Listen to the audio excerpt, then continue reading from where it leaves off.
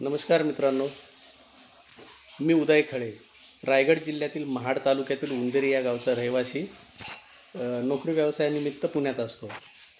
माझं मतदान गावाला असतो, त्यामुळं आता जे इलेक्शन झालं तर मी मतदान करायला 20 तारखेला गावाला गेलो होतो आणि आज 23 तारखेला त्याचा रिझल्ट लागलेला आहे. त्यामध्ये शिवसेनेचे माननीय आमदार श्री भरतशेठ गोगावले यांचा चौथ्यांदा विजय झालेला आहे. त्याबद्दल आम्ही काल म्हणजे 22 तारखेपासूनच त्यांचे अभिनंदनाचे पोस्ट टाकत होतो. परंतु आपण आपल्या आवडत्या प्रतिनिधीचा अभिनंदन करत असताना पराजय झालेल्या लोकप्रतिनिधीला पण आदरपूर्वक त्यांचा सन्मान केला पाहिजे. कारण की समोरच्या ज्या आपल्या पराजय झालेल्या उमेदवार होत्या त्या स्वर्गीय माननीय श्री माणिकराव जगताप साहेब यांच्या कन्या होत्या, स्नेहल दिदी जगताप. त्यांनी पण खूप प्रयत्न केलेले आहेत, पण कुठंतरी एक लेडीज म्हणून थोडीशी ताकद कमी पडत असेल. पण आपण सगळे कोकणी एक आहोत ना, एका कोकणातले आहेत ना, आपण एका विभागातले. त्यामुळं टीका करत असताना जरा आपण खरोखर भान ठेवलं पाहिजे असं मला तरी वाटतं.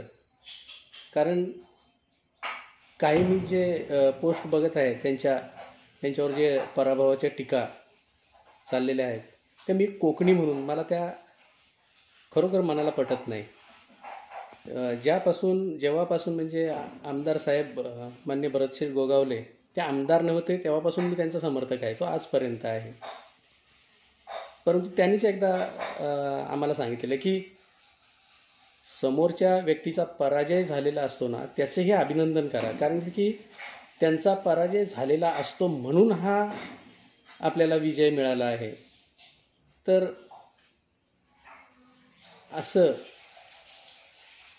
आपण असं जर वागू तर ते योग्य नाही. कुठेतरी आपण चुकतंय असं नक्कीच माझ्या तरी मनाला वाटतं.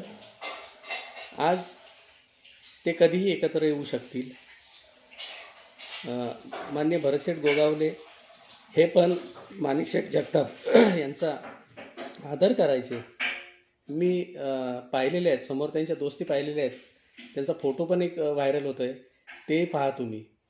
पण स्वतः आमदार साहेब एवढ्या कधी टीका करत नाहीत. मग आपण मतदार आहोत, नाही असं करायला पाहिजे. एक लेडीज आहे, आज त्यांचे वडील हयात नाहीत तरी त्या अगदी जोमाने काम करून त्या लढल्या. एक स्त्री आहे, तिचा आपण आदर केलाच पाहिजे. आणि मी पूर्वीही आमदार साहेबांचा समर्थक होतो आहे. त्यांनी कामं केलेले आहेत आमची पर्सनली. कधीही फोन करा, हॉस्पिटलच्या कामासाठी मी तर अनेक वेळा फोन केलेला आहे, त्यांनी फोन उचललेला आहे, यापुढेही त्यांच्याबरोबर असणार आहे. परंतु ह्या ज्या अशा आपल्या एखाद्या लोकप्रतिनिधीवरती टीका होत असेल ना, तर आपण खरोखर विचार करायला पाहिजे.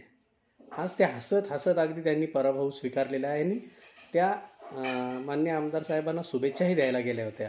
अगदी हसत मुखाने त्यांनी शुभेच्छा दिल्यात.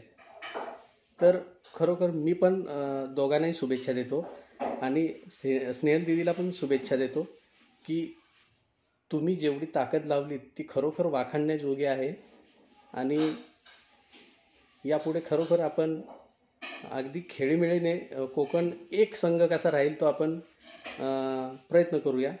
आपापसातले नातेसंबंध आपण बिघडवायला नको. मी आज माझ्या एका पत्रकारांना म्हटलो की मी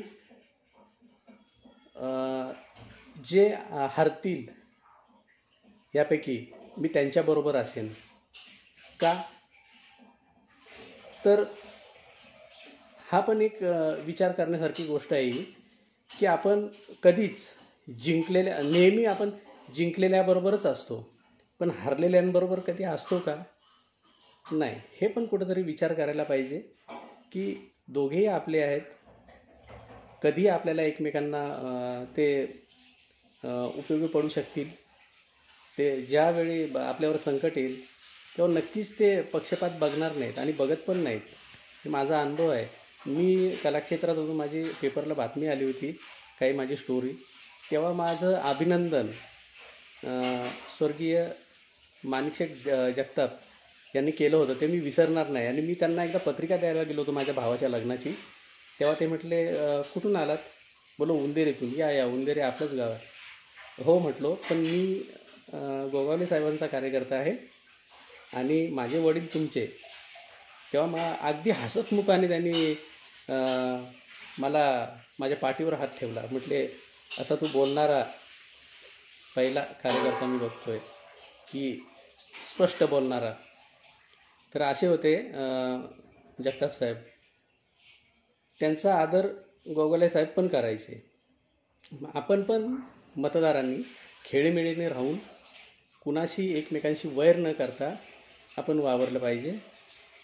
माझे हे विचार मला मांडावंसं वाटलं म्हणून मी मांडलेत. पहा, धन्यवाद.